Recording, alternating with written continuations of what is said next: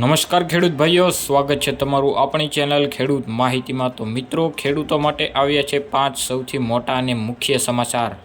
ખેડૂતોને મળશે હવે 3000 રૂપિયાની સહાય। ખેડૂતોને 6ના બદલે 8000નો હપ્તો। ખેડૂતોને હવે નહીં મળે હપ્તો, મોટો ઝટકો। એલપીજી મોટી ખુશખબરી। ટીવી ચેનલ સસ્તી, મોટી ખુશખબરી। પણ આ બધી માહિતી જાણવું તે પહેલાં જે પણ ખેડૂત મિત્રો અમારી ચેનલ ઉપર નવા હોય તે અત્યારે ખેડૂત માહિતી યુટ્યુબ ચેનલને સબસ્ક્રાઈબ કરી નાખો અને તમારા મિત્રોને વધુમાં વધુ શેર કરી દો, આવી જ ખેડૂતને લગતી અને તમામ જાતની માહિતી જાણવા માટે।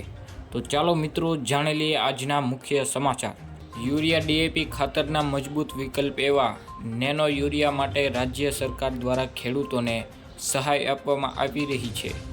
રાજ્ય સરકાર દ્વારા AJR-2 યોજના તમામ ખેડૂતોને કુલ કિંમતના 50% લેખે પ્રતિ હેક્ટર ₹750ની મર્યાદામાં વધુમાં વધુ 4 હેક્ટર માટે ₹3000ની મર્યાદાનો નેનો ફર્ટિલાઇઝરની ખરીદી પર સહાય ઉપલબ્ધ કરવામાં આવી રહી છે। મોદી 3.0 સરકારે ખેડૂતને આપવામાં આવતી PM કિસાન સન્માન નિધિની રકમ વધારવાની તૈયારી કરી રહી છે। અર્થશાસ્ત્રીઓ અને ઘણા આર્થિક મહાસંઘોએ નાણાં મંત્રાલયે સૂચનાઓ મોકલ્યા છે, જેમાં કહેવામાં આવ્યું છે કે PM કિસાન ફંડમાં ₹2000નો વધારો કરવામાં આવે। કેન્દ્ર સરકાર 1 જુલાઈએ સંપૂર્ણ બજેટ લાવવાની તૈયારી કરી રહી છે।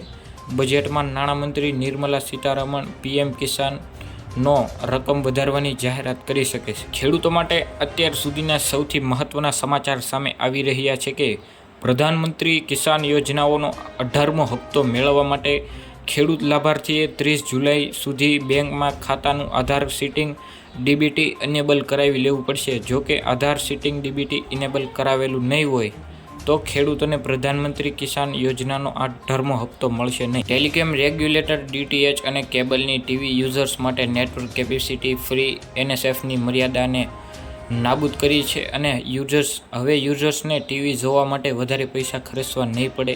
ટ્રાયલ દ્વારા સંશોધિત નિયમ જણાવે છે કે 200 ચેનલોમાંથી ₹130 અને 200થી વધુ ચેનલો માટે ₹160નો NSF હવે હટાવી દેવામાં આવ્યો છે। આ સિવાય હવે પે ટીવી યુઝર્સને DAT બુકે બનાવતી વખતે 45% સુધીનું ડિસ્કાઉન્ટ ઓફર કરી શકાશે। અગાઉ તે માત્ર 15% સુધી જ હતો। ઉજ્જવલા યોજના વર્ષ 2016માં શરૂ કરવામાં આવી હતી। યોજનાના લાભાર્થીઓએ નાણાકીય વર્ષ 2024-25 દરમિયાન એક વર્ષમાં 12 રિફિલ આપવામાં આવે છે। યોજનાના હેઠળ 14.2 કિલોગ્રામના સિલિન્ડર પર ₹300ની સબસિડી મળે છે। નરેન્દ્ર મોદી સરકાર ફરી એકવાર કેન્દ્રમાં આવી છે। PMUYના લાભાર્થીઓને ₹300ની સબસિડી મળવાનું ચાલુ રહેશે। જોકે આ સબસિડી 31 માર્ચ 2025 સુધી મળશે, એટલે કે 9 મહિના માટે ઉપલબ્ધ રહેશે। તો મિત્રો, આ હતી આજની 5 મુખ્ય સમાચારો। જો તમને અમારો વિડીયો પસંદ આવ્યો હોય અને આવા જ ખેડૂતને લગતા માહિતીના વિડીયો જાણવા માંગતા હોય તો અમારી ચેનલને અત્યારે સબસ્ક્રાઈબ કરી નાખો અને તમારા ખેડૂત મિત્રોને અને અન્ય મિત્રોને વધુમાં વધુ શેર કરી દો।